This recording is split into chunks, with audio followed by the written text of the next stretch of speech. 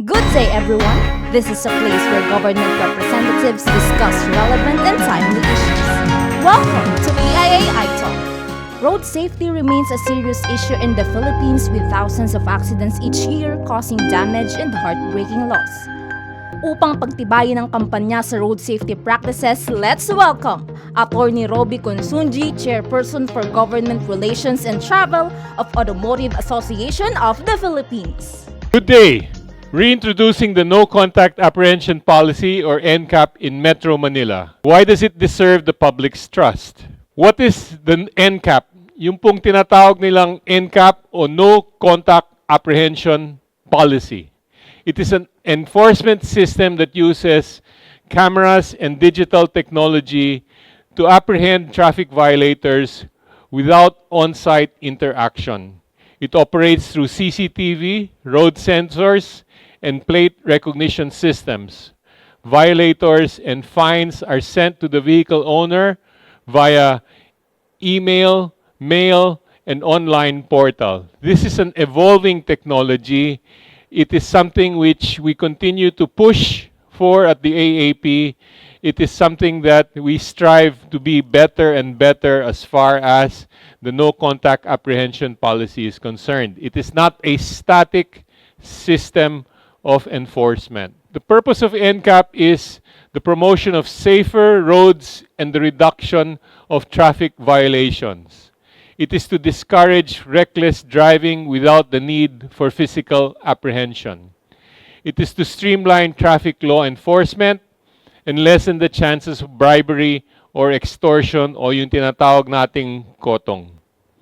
It ensures continuous enforcement even without officers on site. Above all, it is the certainty that there is an apprehension and that there is a punishment that corresponds. It is to avoid the program where minsan-minsan lang may nag-enforce. What is the recent movement? The Supreme Court lifted the temporary restraining order as far as the Metro Manila Development Authority's power to enforce the No Contact Apprehension Program. The MMDA started the implementation of the NCAP program on May 26, 2025. It covers key roads, circumferential roads, and radial roads. Yung pong sinasabi nilang C1 hanggang sa C5 for circumferential roads at saka yung radial roads ng R1 hanggang sa R10. There is an improvement in the reintroduced NCAP. It is a clearer, standardized process for issuing, appealing, and setting violations. It is an enhanced camera accuracy and coverage. It has transparent public information and campaigns and open data access.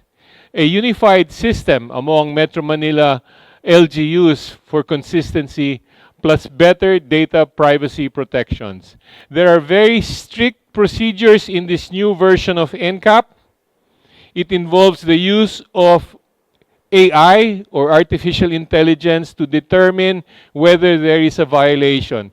Yung pong AI na sinasabi, this is very much like your cellphone nung nagse-selfie po kayo at may yellow box. Yung yellow box na may face, focus face, closer face. Yung ganun din po ang AI. It identifies nasan ang auto, nasan ang linya, nasan ang guhit, at nasan yung traffic light. Nakasynchronize po yan at AI identifies what is a violation. That is the main purpose of the NCAP system. What are the benefits of NCAP? NCAP is 24/7. It monitors and ensures consistent enforcement. Hindi tayo nagre-rely sa mga enforcer na nandyan pag tag-ulan at tag-init. It is 24/7 where AI monitors the movement of vehicles on road on all the major roads. It is a reduction in on-site apprehensions, minimizing traffic obstructions.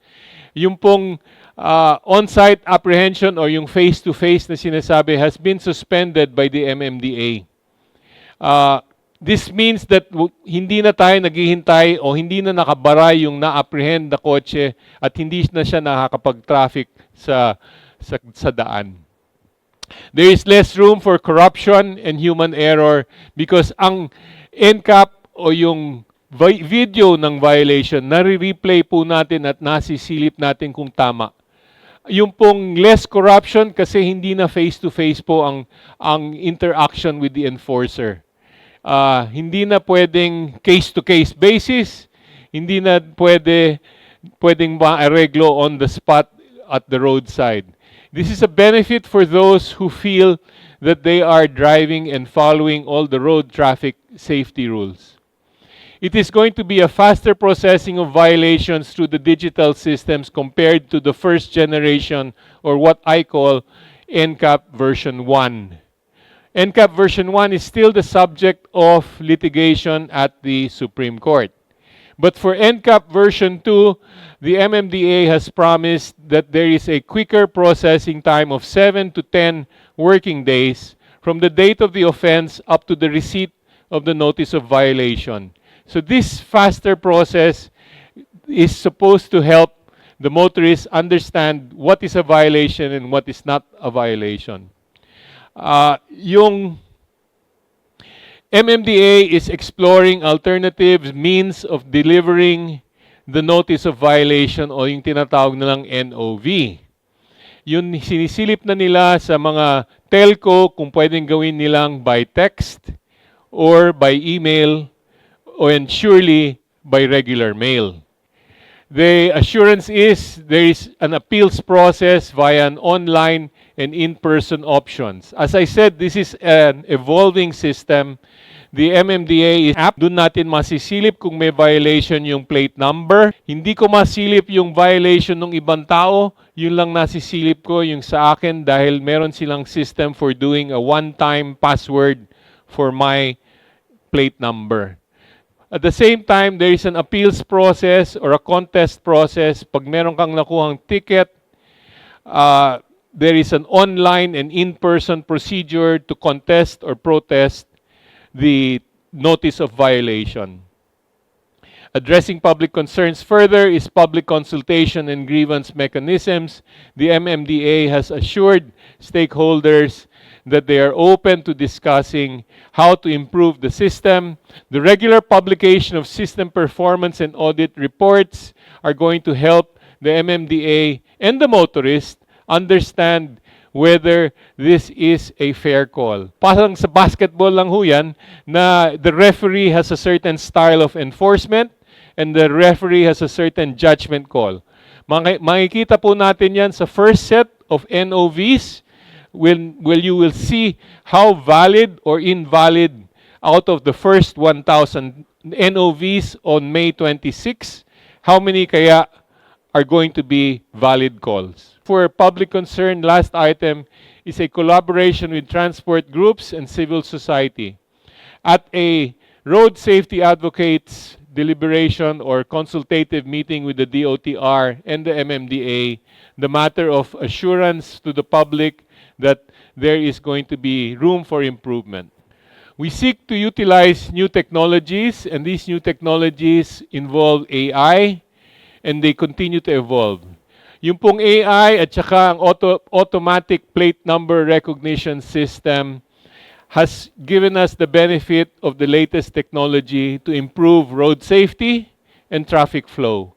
Yung nakikita natin na ang AI is going to be able to deliver to the traffic enforcer at the MMDA Metro Base a video clip of the suspected violation, and then it is before and after the event.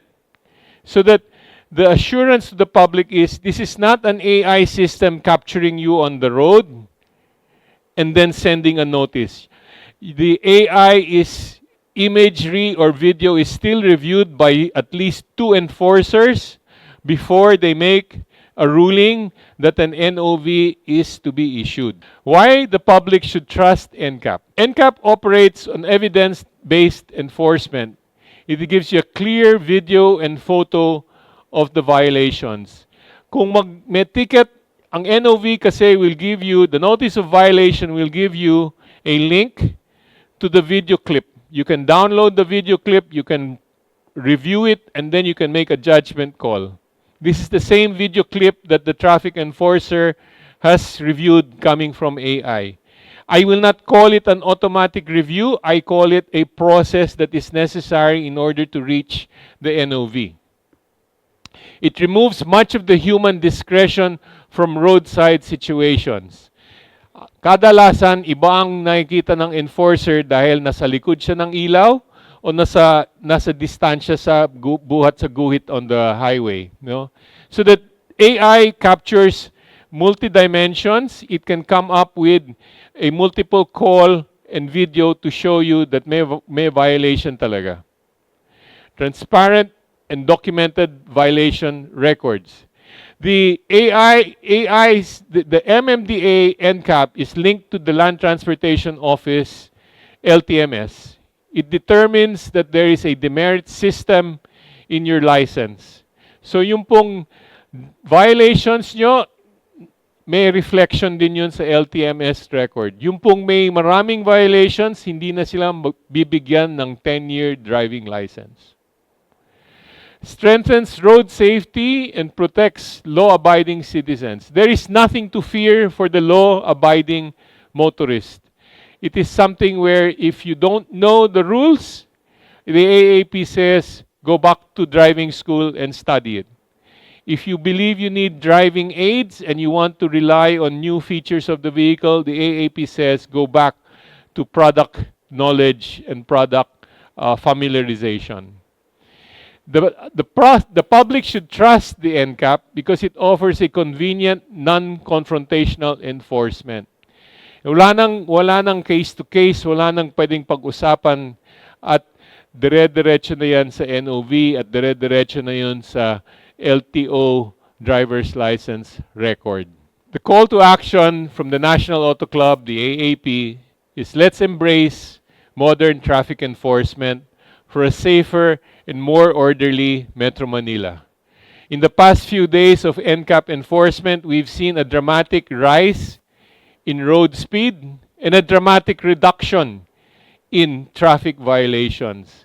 The trend will continue, and to counter the idea that this is a matter of money making, the fact that the number of violations continues to go down and decrease goes to show that there is no longer a quota or a target collection on the part of the MMDA. Let's continue to participate in consultations and provide feedback if there are intersections to report because the ticketing system is wrong. Together with the motorists, we will pressure the MMDA to improve traffic lights, road signage, pavement markings, and even the NCAP system itself. Let's follow traffic rules. Let's check the violation portals regularly. We ask that you support a system that prioritizes road safety, fairness, and transparency. The Automobile Association Philippines is here to promote road safety and to promote motorsports. The AAP, or Automobile Association of the Philippines, was established in 1931. AAP is the country's biggest and oldest auto club. It is the National Auto Club. It is a non-stock, non-profit organization committed to and championing the rights of the motoring public. It is among the 246 motorsport club members in 145 countries affiliated with the Fédération Internationale de Automobile, or FIA.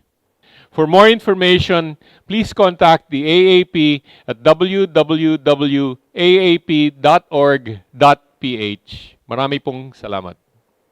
Accidents strike without warning. But with the right mindset and safe habits, we can stop them before they happen. Huwag maging parte ng estadistika. Mag-ingat sa kalsada. Hanggang sa muli, magkita-kita tayo sa susunod na PIA iTalk. Mabuhay ang bagong Pilipinas!